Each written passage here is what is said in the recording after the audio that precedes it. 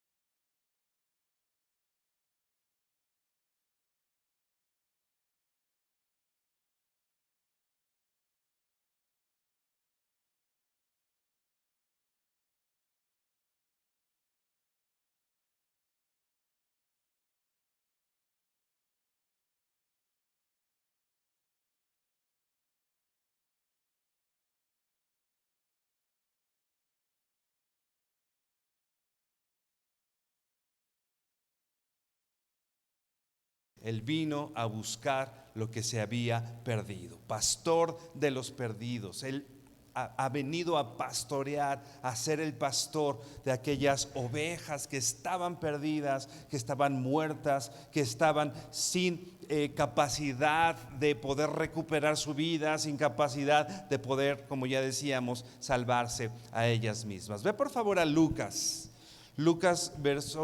capítulo 19, y vamos a leer desde el versículo 5. ¿Te acuerdas quién era Zaqueo? Zaqueo, nosotros muchos, como que es una parte de la Biblia que lo relacionamos mucho con nuestros hijos, ¿no? Como que a los niños se les enseña mucho de Zaqueo. Recuerda, Zaqueo era un publicano. Lo vamos a ver un poquito más adelante, pero los publicanos eran gente hecha a un lado por la generalidad del pueblo, porque tenían cierto poder y porque habían puesto su servicio, su tiempo a disposición del gobierno romano. Entonces todas las personas del pueblo de Israel los hacían menos, los llamaban, los discriminaban, vamos a decir, por su posición, vamos a decir, política. Y bueno, vamos a leer Lucas 19. Yo te voy a leer en esta ocasión la Nueva Traducción Viviente. Dice el verso 5: Cuando Jesús pasó, miró a Zaqueo y lo llamó por su nombre. Zaqueo, le dijo, baja enseguida, debo hospedarme hoy en tu casa. Zaqueo bajó rápidamente y, lleno de entusiasmo y alegría, llevó a Jesús a su casa. Pero la gente estaba disgustada y murmuraba. Fue a hospedarse en la casa de un pecador de mala fama. Verso 8: Mientras tanto, Zaqueo se puso de pie delante del Señor y dijo: Señor, daré la mitad de mi riqueza a los pobres, y si estafé a alguien con sus impuestos, le devolveré 4 veces más. Jesús respondió: la salvación ha venido hoy a esta casa, porque este hombre ha demostrado ser un verdadero hijo de Abraham. Verso 10: Pues el Hijo del Hombre vino a buscar y a salvar a los que están perdidos. Inclina tu rostro y vamos a orar. Señor, gracias por tu palabra, gracias por la obra de Cristo en la cruz, el mensaje de Cristo viniendo a esta tierra, Señor. y el mensaje que hoy podemos recordar a través de tu palabra, esta palabra inspirada por Dios, esta palabra inspirada por el mismo Espíritu Santo, para que nosotros podamos ser redargüidos y podamos, Señor, explicarnos y saber de ti, Padre. Gracias te damos en el nombre de Jesús. Amén y amén. Algo importante, algo que debemos recordar: la gente perdida le importa a Dios. La gente perdida, aquellas personas que no a las cuales ya han perdido el interés de las personas, de las demás, de la demás gente, ¿no? Vemos aquí un Zaqueo, ¿no? Que incluso, y lo vamos a ver un poquito más adelante, que incluso cuando Jesús va y se hospeda a su casa, ¿no? Toda la gente se disgusta, y dice esta versión, disgustada y murmuraba, fue a hospedarse a la casa de un pecador. Esto era totalmente indigno para una persona, un fariseo, un maestro de la ley. Nadie podía ir, ni siquiera relacionarse, ni siquiera hablarle a una persona, ni siquiera para mostrarle y darle el mensaje de salvación. Ni siquiera para eso se acercaban a estas personas, ¿no?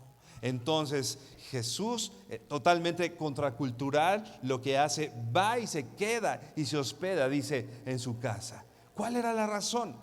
Que Jesús vino justamente a eso, a salvar a los que estaban perdidos. Zaqueo estaba perdido y Jesús vino entonces a buscar justamente a gente como Zaqueo.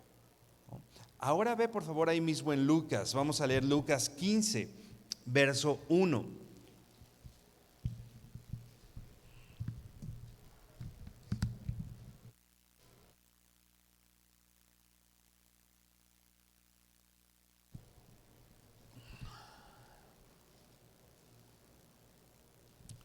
Lucas 15, verso 1 dice así: se acercaban a Jesús todos los publicanos y pecadores para oírle.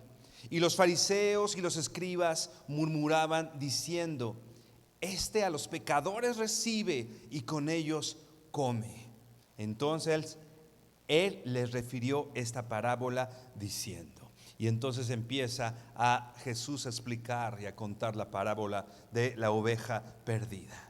Pero de pronto imagínate a Jesús yendo por la calle, y dice que se acercaban a él todos los publicanos y pecadores para oírle.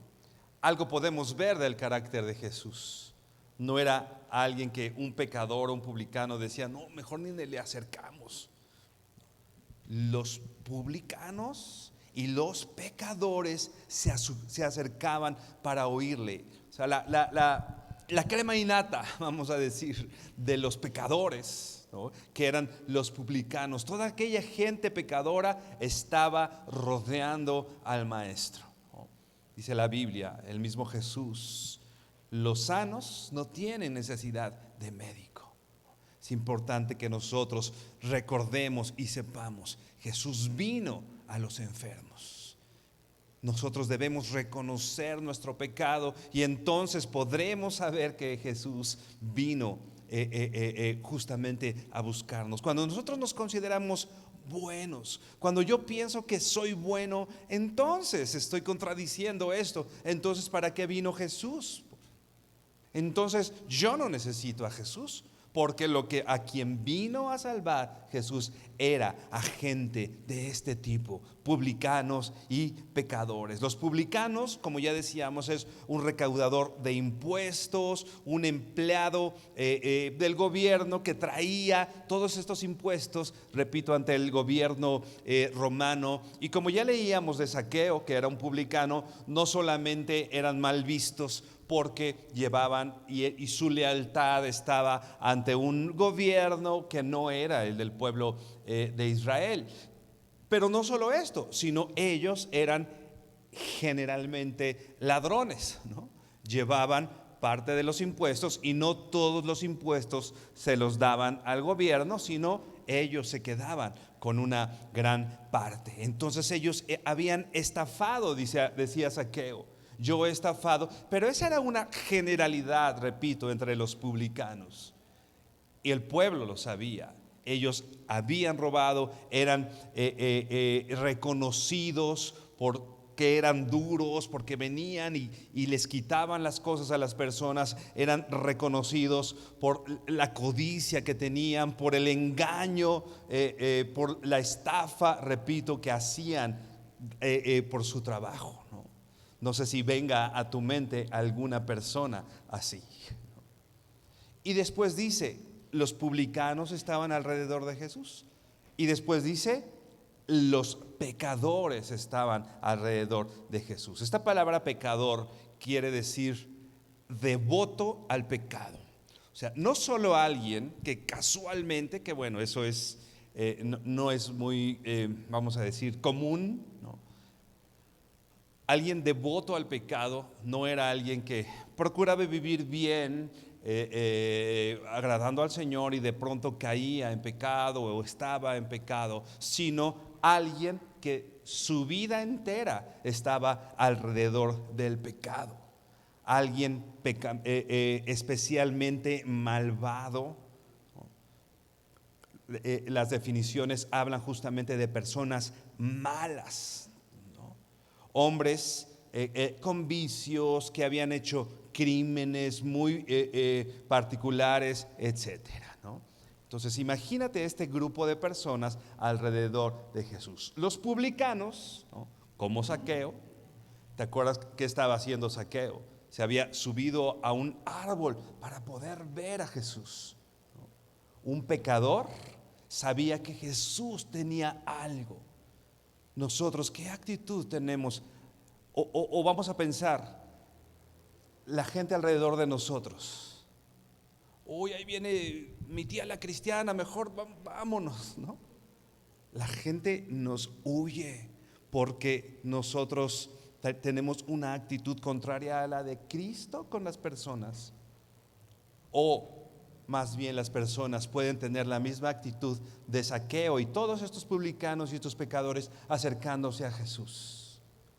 No estoy diciendo que nos volvamos solapadores del pecado. Definitivamente no se trata de eso. La Biblia dice que si hay alguien en la iglesia que insiste en su pecado, que insiste en la fornicación, el robo, etcétera, la Biblia dice, y es clara, con tal ni comas, ¿no?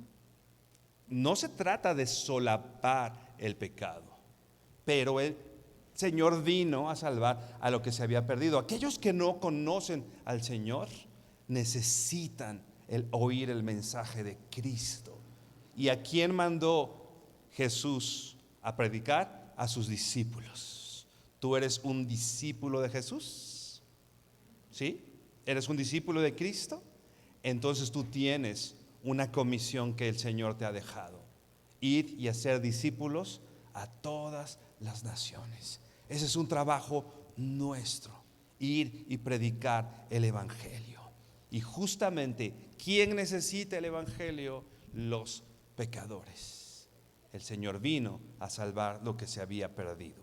Te voy a leer lo que dice Spurgeon con respecto a este grupo de personas. Dice: las clases más depravadas y despreciadas de la sociedad formaron un anillo interior de oyentes alrededor de nuestro Señor Jesucristo. Deduzco de esto que era una persona muy accesible, que no era de modales repulsivos, sino que cortejaba la confianza humana y estaba dispuesto a que los hombres se comunicaran con él. Jesús no era alguien, repito, que un pecador lo veía y decía: mejor no lo invito a la fiesta, ¿no? Mejor que no venga en Navidad, mejor que, ¿no? Más bien, dice el profeta Ageo, Malaquías, perdón, ¿no? Y los haré tierra deseable. Tierra deseable. Un hijo de Dios tiene que ser tierra deseable para los demás. Tienen que ver algo en nosotros que estas personas, definitivamente no el pecado. Obviamente si le invitas a alguien: hoy va a haber muchas cervezas, ¿no? Estoy seguro que va a haber mucha gente alrededor de esto. Pero no se trata de eso, por supuesto. sino que en nuestra santidad, sin poner en riesgo nuestra santidad delante del Señor, la gente pueda ver algo en nosotros deseable. Me acuerdo hace algunos años, un compañero de trabajo, teníamos que pasar por mi casa, era tarde, eran como las 10, 11 de la noche y todavía teníamos que, después de pasar a mi casa, ir a otra parte a trabajar. Y pasamos a mi casa, a la casa de mis papás. Yo aún no estaba casado. Y entro a mi casa y le digo a este compañero de trabajo, no conocía del Señor, le habíamos hablado, pero no era alguien cristiano. Llega a la casa, ¿no? Entro yo y le digo, pásate, voy rápido por algo que necesitábamos. Y se me queda viendo y una mirada muy extrañada que me seguía por todos lados en mi casa, y yo así como que se me hizo muy raro. Cuando regreso me dice, oye, aquí cero problemas, ¿verdad? Y yo digo, no le iba a decir, pues sí tenemos los problemas, ¿no? Porque bueno, como todos, pues tenemos nuestras situaciones. Pero ¿sabes qué? Algo que mis papás, con todos sus errores, sembraron en casa era justamente esa buscar agradar al Señor. Y en esa búsqueda de santidad de mis padres se permeaba en todo el ambiente de mi casa, ¿no? Y era a mí me fue muy de mucha bendición que alguien que no conocía del Señor viniera a mi casa y pudiera reconocer y decir, ellos tienen algo diferente. ¿Qué ven en nosotros? ¿Qué ven en nosotros? ¿Somos tierra deseable? Dice Lucas 15:2. Regresa por favor ahí tus ojos, Lucas 15:2. Dice, y los fariseos y los escribas murmuraban diciendo, este a los pecadores recibe y con ellos come. Nosotros ya vimos que con Zaqueo Jesús estaba también y se quedó con ellos y recibió las mismas críticas. Este come con los y se hospeda y se queda con los pecadores. Los fariseos entonces, ¿no? Ponían, repito, a los publicanos en una categoría diferente de personas. De hecho, algunos, o bueno, más bien la generalidad de los judíos le llamaba a esas personas que no cumplían con la ley judía o con las tradiciones, ¿no? Con la ley tradicional, le llamaban la gente de la tierra. La gente de la tierra. Y había un espacio entre ellos, imaginario, ¿no? Y repito, ellos no podían acercarse. No podían estar gente de la gente pecadora o la llamada la gente de la tierra. Ellos decían, los fariseos decían, estaba este dicho entre ellos, a nadie de la gente de la tierra le confíes tu dinero, ni aceptes su testimonio, ni le digas ningún secreto, ni le nombres tutor de ningún huérfano, ni le pongas a cargo de un fondo de caridad, ni le acompañes en un viaje. Un fariseo tenía totalmente prohibido acercarse a la gente de la tierra, mucho menos entrar a su casa. Ellos más bien veían a los pecadores, repito, como alguien a quien no acercarse. Nosotros sabemos que hay alegría en el cielo cuando un pecador se arrepiente.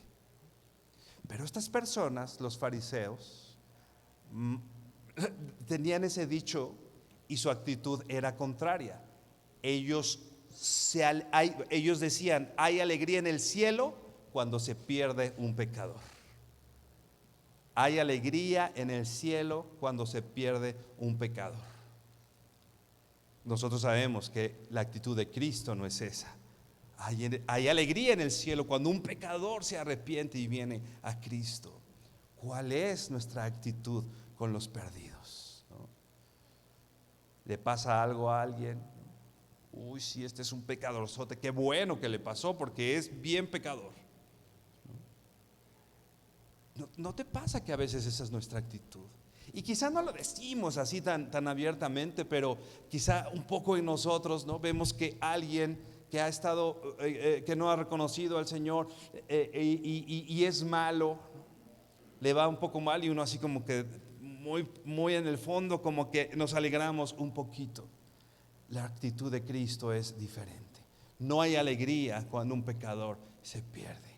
Hay alegría cuando un pecador viene a Cristo y es motivo de alegría en el cielo y tiene que ser motivo de alegría para nosotros también. Esta actitud no refleja el carácter de nuestro maestro. Esta actitud de los fariseos no refleja quién era Cristo. Un pastor dice: tu actitud hacia las personas perdidas revela cuál es tu verdadera relación con Dios. Una vez más, este pastor dice: tu actitud hacia las personas perdidas revela cuál es tu verdadera relación con Dios. Creo que sí puede ser un parámetro.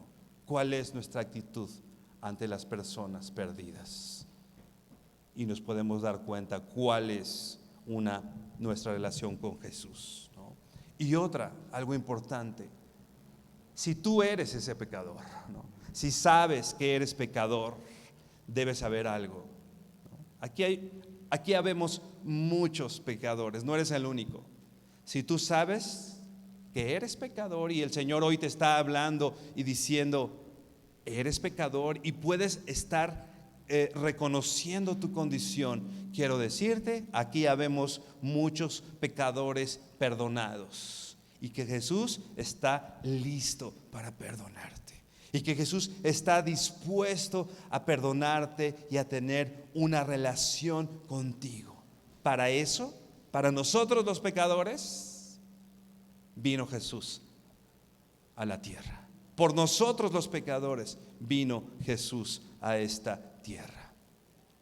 En Lucas 10:10 ya leíamos: Él vino a salvar a los que están perdidos. Esta palabra perdidos quiere decir alguien que está próximo a ser destruido por completo. Dice el diccionario Vine: la idea no es la extinción, sino la ruina. No es que vaya a desaparecer, sino que va a estar totalmente arruinado. Pierde todo lo que tiene, pierde el bienestar, ¿no? Por ejemplo, las ovejas perdidas, ¿no?, están sin pastor, están a expensas de cualquier riesgo. En el aspecto espiritual, bueno, es una miseria espiritual. Espiritualmente no tenemos forma de salvarnos. Jesús se relacionaba con los pecadores de tal manera que a Jesús le llamaban amigo de pecadores. Vea Mateo 11, verso 18 y 19.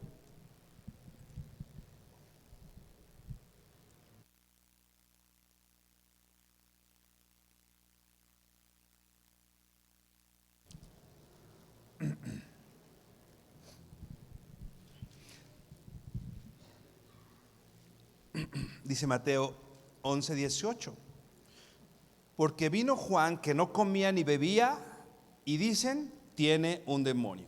O sea, Juan, de cualquier manera, él no bebía vino, él tenía un voto y su alimentación y él vivía en el desierto, ¿te acuerdas? Estaba muy alejado, ¿no? Y de todas maneras, a los críticos no les daba gusto. ¿Qué decían de Juan el Bautista? Dice aquí: tiene un demonio, ¿no?, por cómo vivía. Ahora, dice el verso 19, vino el Hijo del Hombre, que come y bebe, y dicen: miren, un hombre glotón y bebedor de vino, amigo de recaudadores de impuestos y de pecadores. A Juan lo criticaban de la misma manera. No hacía nada y decían: tiene un demonio. Y viene Jesús, que comía con los pecadores, que estaba con ellos, y decían: este es un glotón y un bebedor de vino. O sea, de todas maneras no les daba gusto, pero termina diciendo, te estoy leyendo la Nueva Biblia de las Américas: amigo de pecadores y de recaudadores de impuestos, de publicanos, como ya vimos, y de pecadores. dice más adelante, pero la sabiduría se justifica por sus hechos. Pero quien era Jesús y la sabiduría que él tenía se reflejaba por cómo él actuaba. Repito, nadie podía asociarse con estos malvados, nadie podía asociarse ni siquiera para mostrarle lo que le decía la ley. Y en realidad el Señor no tenía un conflicto con estos pecadores. Él vino a salvarlos y Él vino a rescatar a lo que se había perdido. En realidad el conflicto de Jesús era con los fariseos y con los escribas. Se dice que nuestro Señor Jesús es el mediador entre Dios y los hombres. Ahora podemos pensar en ese mediador entre Dios y los hombres. No es alguien inaccesible, ¿no? Alguien ponía el ejemplo, este mediador entre Dios y los hombres, ¿no? Piensa en su oficina.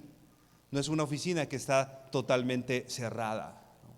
Es una oficina a la cual todos nosotros tenemos acceso. No es así de, hoy tú eres pecador, entonces no entras a la oficina.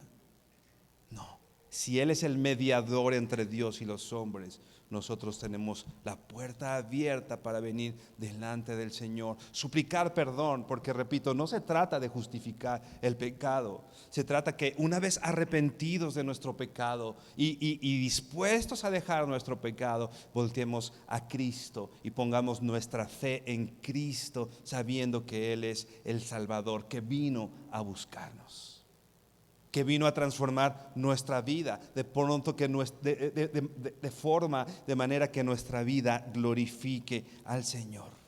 Dice Lucas 18, ahí mismo en Lucas 18, pero vamos a leer del 9 al 14.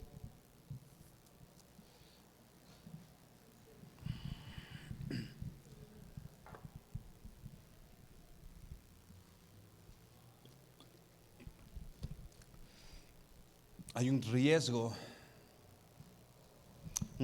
grave, un peligro que los hijos de Dios debemos saber que está ahí. El pensar que somos buenos, el pensar que somos mejores que otros, el pensar que somos, yo estaría, si yo estuviera ahí, yo haría las cosas así, este lo hizo así. Ese es un riesgo, hermano, que debemos tener presente. Nosotros no somos mejores. Dice Marcos Vidal en una canción, solamente la única diferencia es que Dios en toda su misericordia se nos ha revelado. Pero nuestra condición no es diferente o no era diferente a los de estos publicanos o a los de estos pecadores. Nuestra condición era exactamente la misma. Y nuestro destino eterno era exactamente el mismo. Dice Lucas 18, verso 9.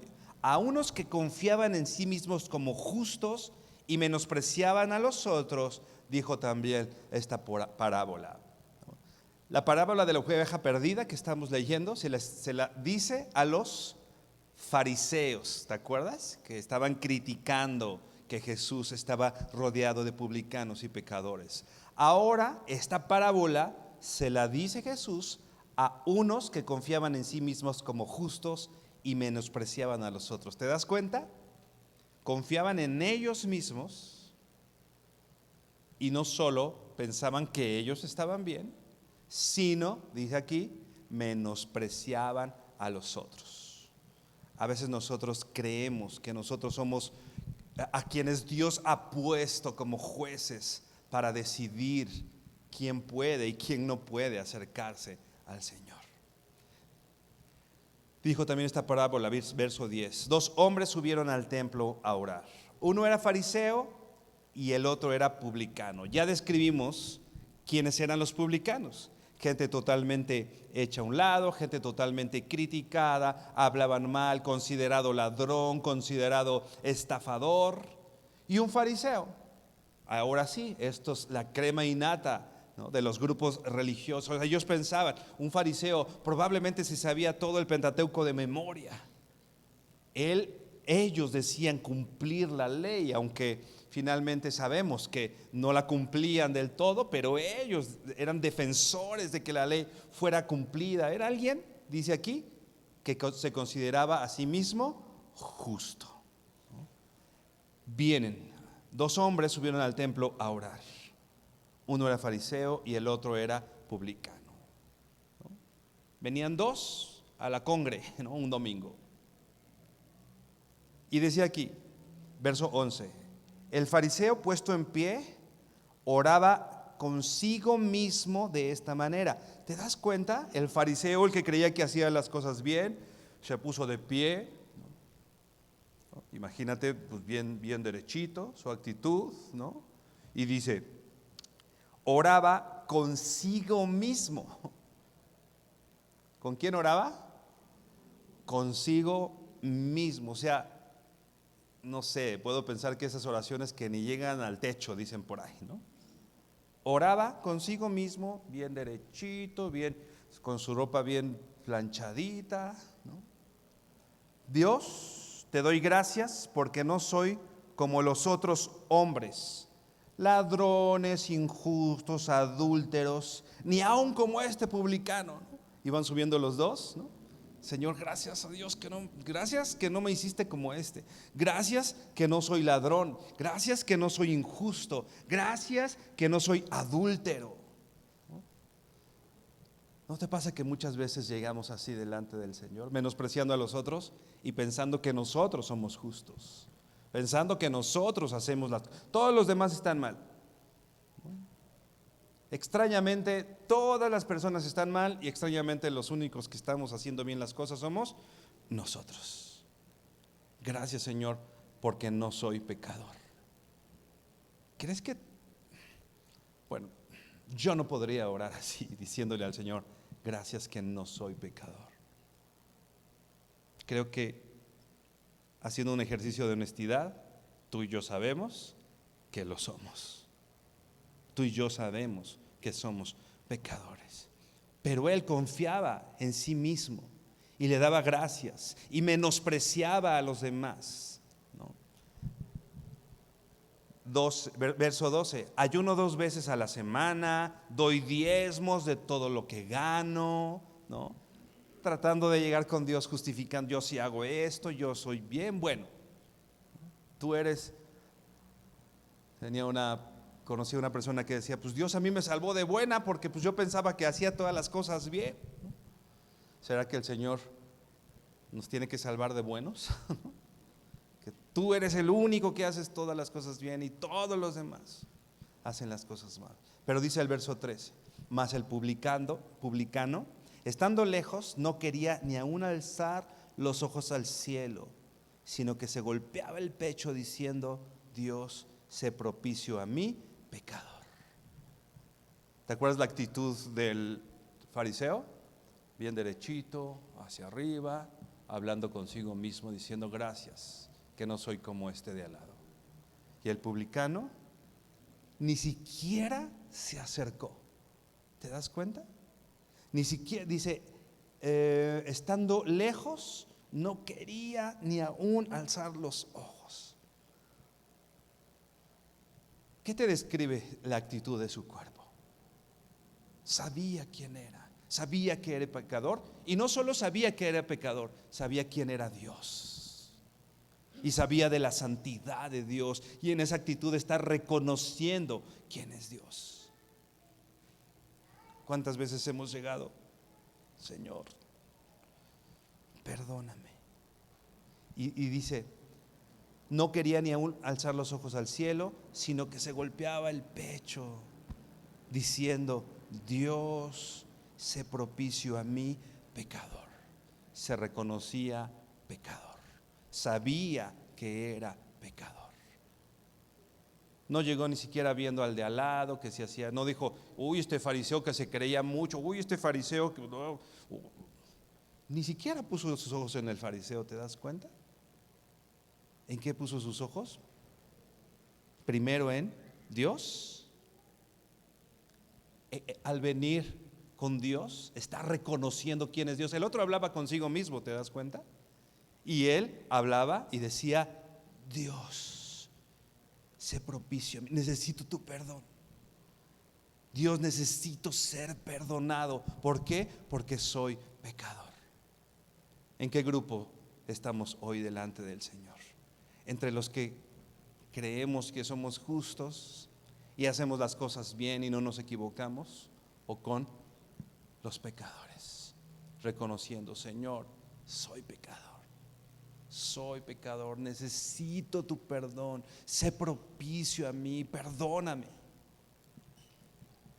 Versículo 14: os digo que éste descendió a su casa justificado antes que el otro, porque cualquiera que se enaltece será humillado, y el que se humilla será enaltecido.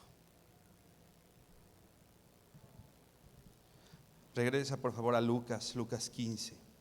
A este tipo de personas, considerados a sí mismos como justos, que hacían las cosas bien, aquellos que menospreciaban a los otros, aquellos que decían: ¿cómo es que Jesús está alrededor y se rodea de pecadores?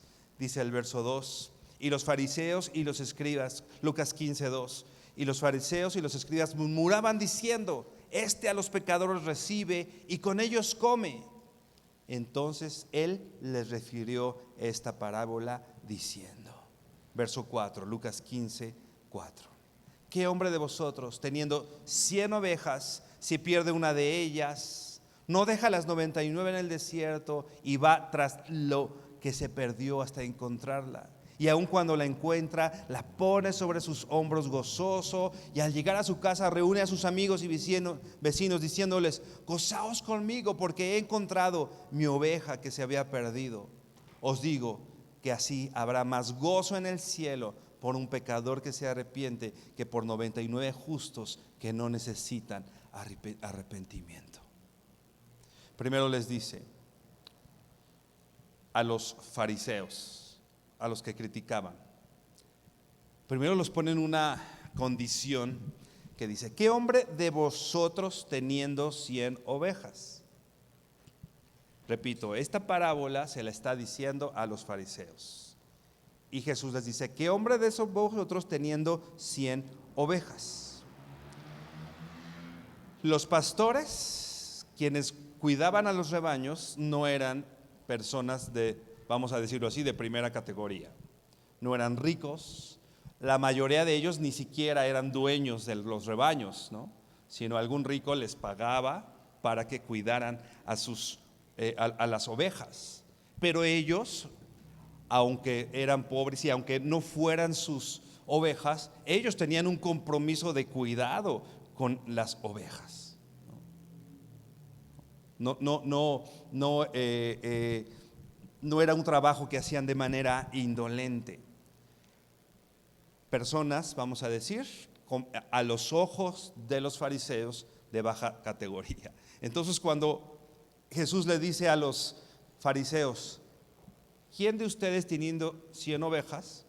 Los está bajando, les está diciendo: a ver, ¿no? Los pone en una categoría. A ellos esto era una ofensa. Ningún fariseo se rebajaría a convertirse en un pastor de ovejas, ni siquiera hipotéticamente, ¿no? Ni siquiera pensarlo, ¿no? El Señor los reta a ponerse en ese lugar del pastor, y empieza primeramente atacando su orgullo.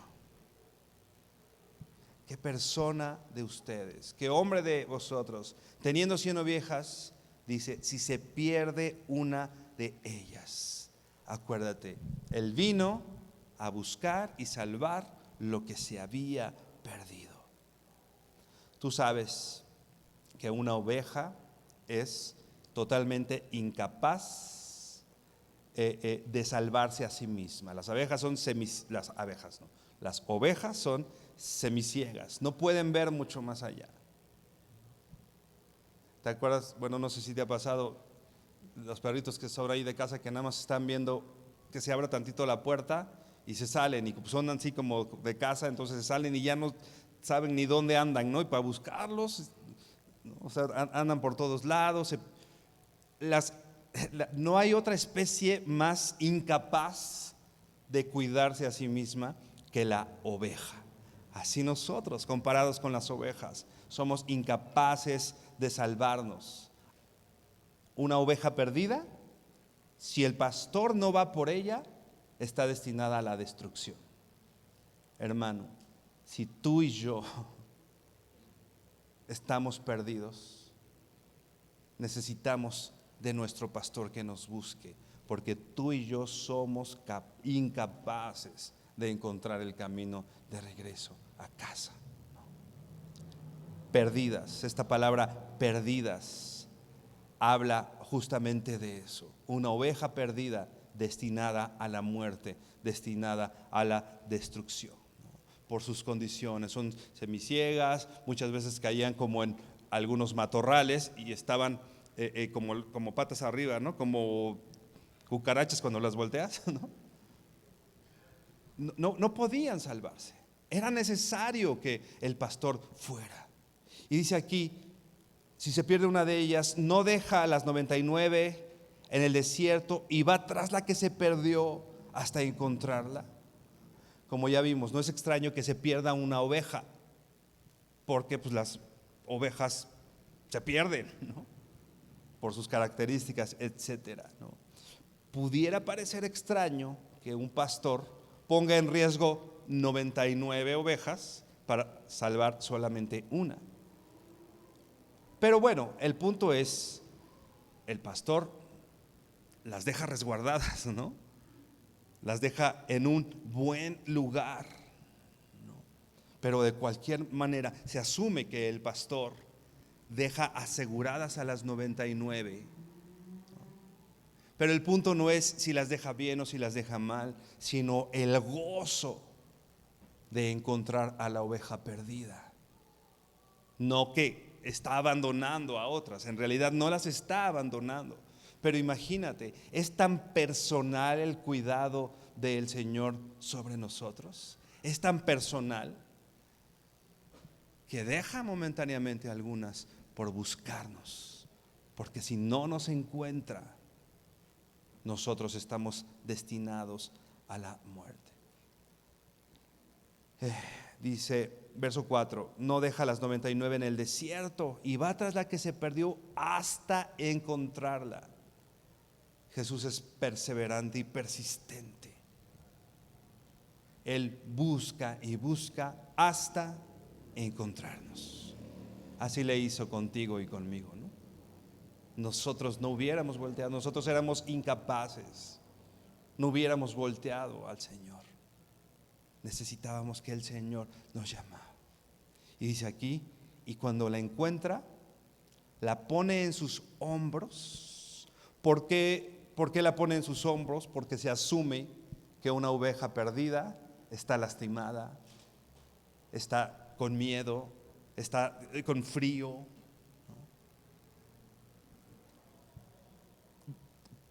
muy próxima a morir. Ve por favor a Romanos 5, verso 6.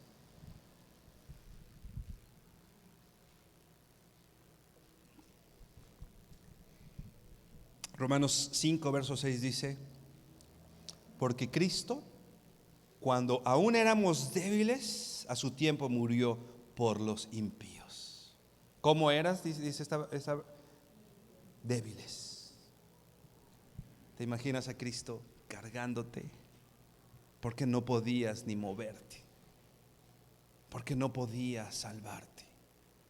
Y algo que me llama mucho la atención del verso 5 de Lucas 15 dice, cuando la encuentra, la pone en sus hombros gozoso. La encontré.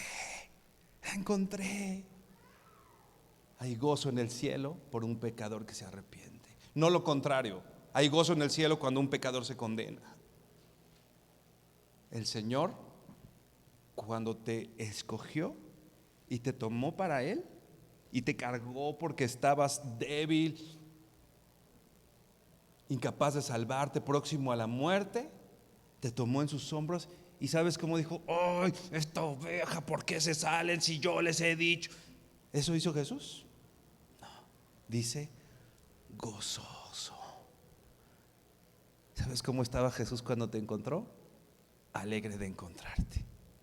Alegre porque Él es pastor de los perdidos. Porque Él vino a buscar y a salvar a lo que se había perdido. Dice el verso 6 de Romanos 5, que ya leíamos, pero te lo voy a leer en la NTV. Dice: cuando éramos totalmente incapaces de salvarnos, Cristo vino en el momento preciso y murió por nosotros, pecadores. Cuando éramos incapaces de salvarnos.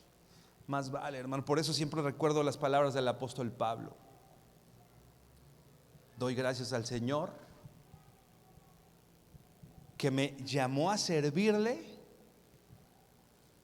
cuando yo era totalmente incapaz de hacerlo.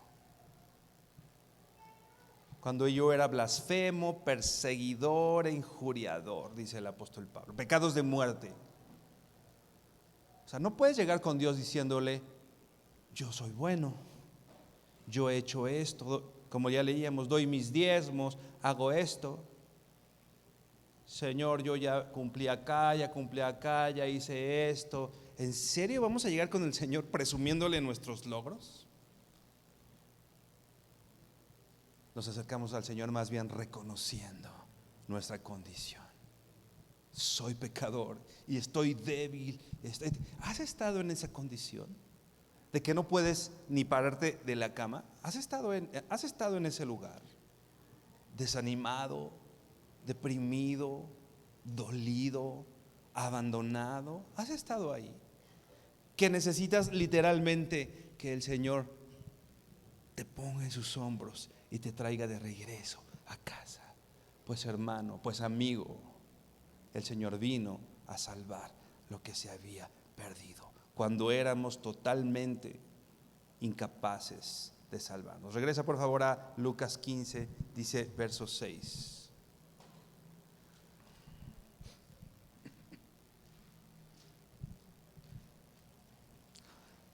Verso 6 dice: y al llegar a casa, reúne a sus amigos y vecinos diciéndoles: gozaos conmigo porque he encontrado mi oveja que se había perdido. ¿Cómo está el pastor?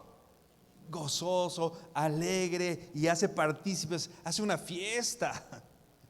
Le habla a sus vecinos: oigan, vengan, ¿no? Le habla a sus amigos, los reúne y dice: gozaos conmigo porque he encontrado, traigan los tacos de guisado y ahorita vamos a hacer una buena fiesta. Porque porque la encontré. No como las mamás que salen y fulanito, ya te encontré, y que lo traen de la oreja y métete así de una nalgada, ¿no? No estoy diciendo que no lo hagan, pues cuando hay que dar nalgadas, pues hay que dar nalgadas. Pero el Señor, cuando nos rescató, hermano, estaba contento.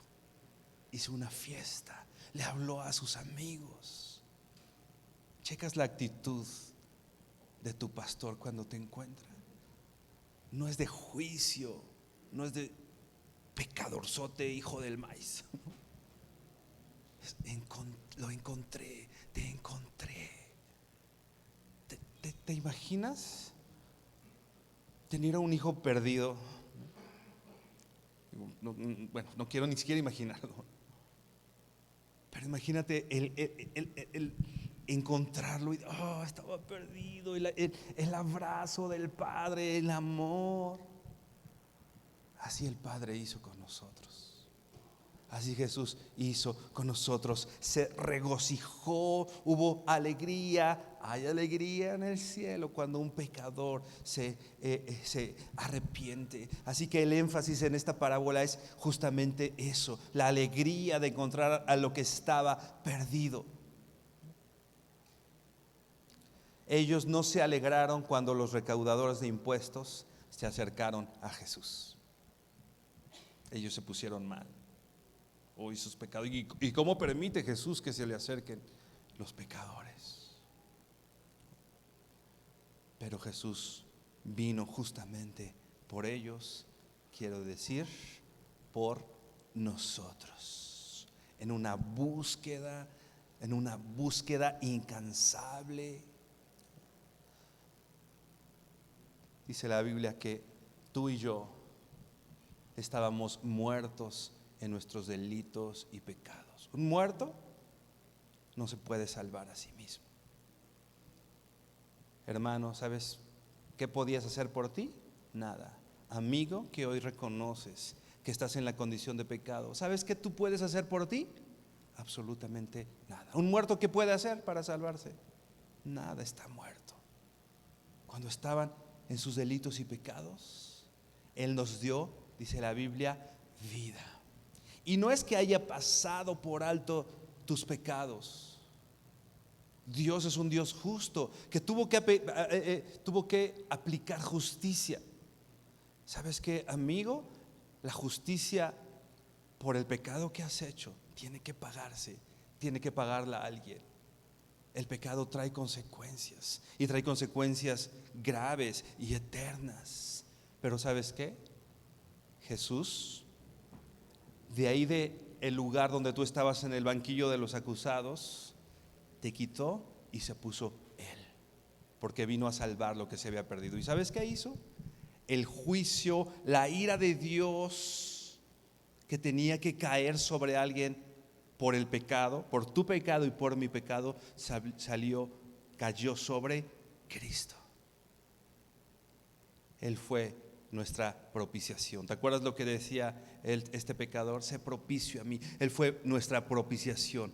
Él fue quien satisfizo toda la ira y la justicia de Dios y nos tomó en sus hombros y nos trajo de regreso a casa. Eso, amigo, es lo que Cristo hizo por ti. La paga del pecado es muerte,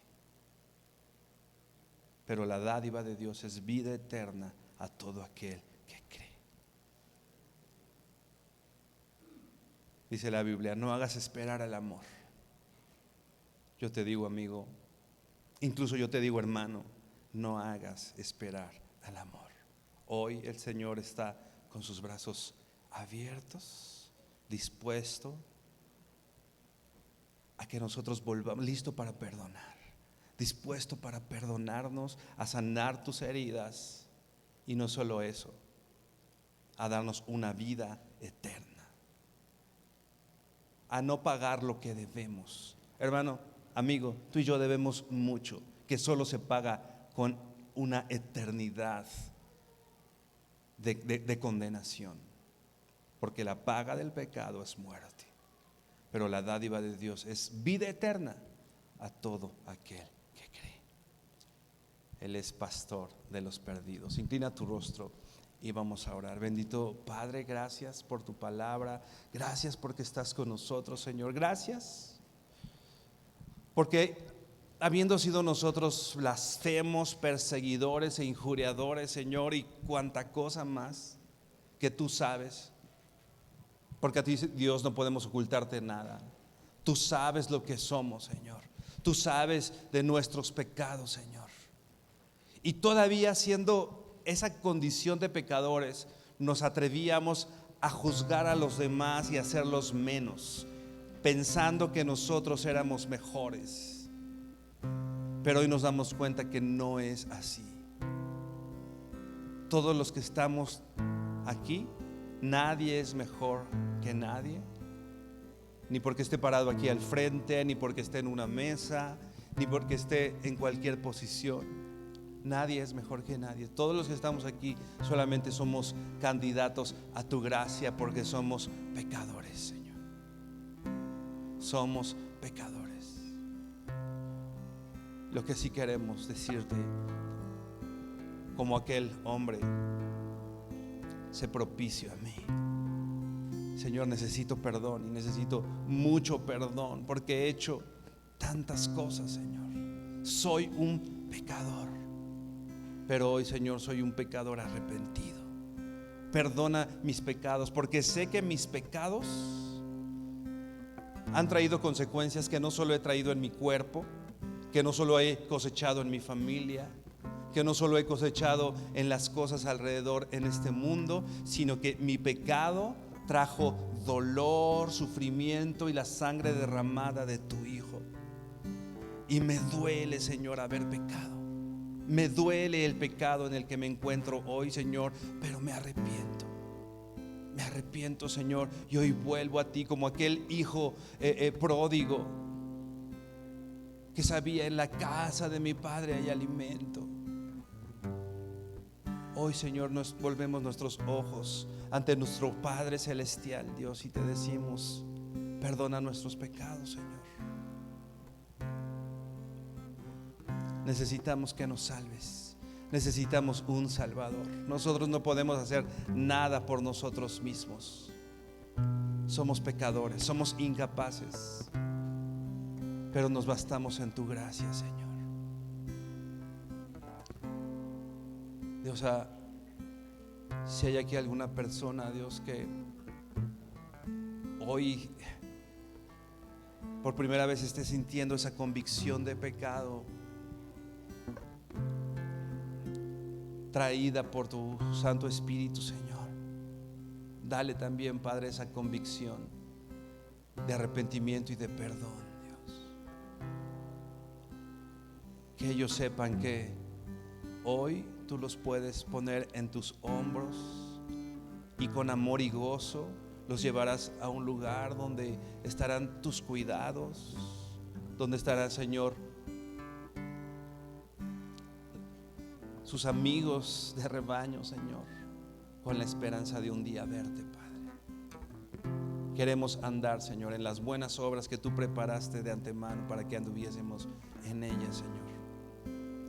Gracias por este tiempo, Señor, por salvarnos, Dios. Toda la honra y toda la gloria a ti, porque también sabemos que esa salvación no es solamente para nosotros, sino que en esta salvación que hoy ofreces al hombre, el Padre es glorificado. Se magnifica tu amor, se magnifica tu gracia, tu perdón, tu bondad, Señor. ¿Quién eres tú? Glorifícate, Señor, en nosotros, Padre. Te honramos, Señor, y damos gracias en el nombre de tu Hijo Jesucristo. Amén y amén. Mi hermano, bendición.